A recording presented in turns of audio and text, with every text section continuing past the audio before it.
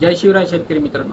सध्या महाराष्ट्रात एक बातमी मोठ्या प्रमाणात चर्चेत आहे. ज्या शेतकऱ्यांना कर्जमाफीचा लाभ मिळाला आहे त्यांना नमो शेतकरी योजनेचा पुढील हप्ता मिळणार नाही. ही बातमी खरी आहे का? सरकारने असा काही निर्णय घेतला आहे का? नवीन जी-आर आला आहे का? ही फक्त सूत्रांच्या हवालाने सुरू झालेली चर्चा आहे.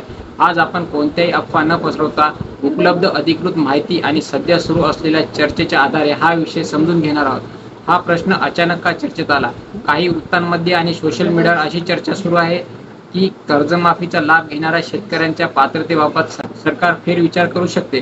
मात्र याबाबत अधिकृत शासन निर्णय, जी-आर किंवा स्पष्ट सरकारी घोषणा अद्याप समोर आलेली नाही. शेतकऱ्यांमध्ये संभ्रम का? अनेक शेतकरी म्हणत आहेत कर्जमाफी झाली, आता नमो शेतकरी हप्ता बंद होईल का? पीएम किसान आणि नमो शेतकरी दोन्ही मिळतील का?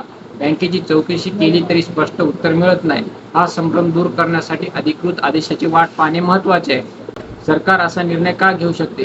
जर भविष्यात सरकार काही बदल करत असेल तर त्यामागे काही कारण असू शकतात.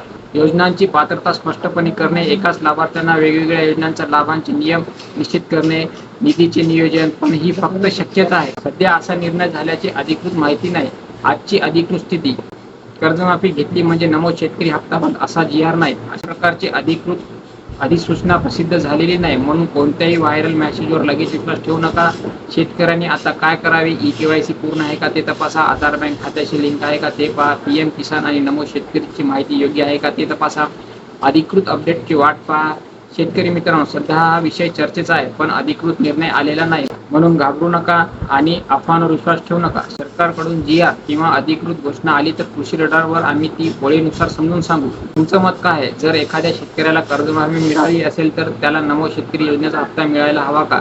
तुमचे मत कमेंटमध्ये नक्की लिहा आणि आपल्या व्हिडिओला सबस्क्राईब करा. जय जवान, जय किसान.